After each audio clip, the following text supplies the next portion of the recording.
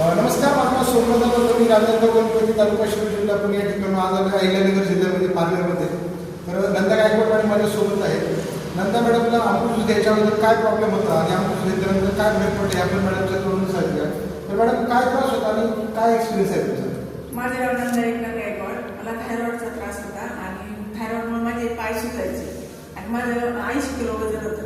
आता 1 महिना झाला मी 2 बॉटल घेतल्या.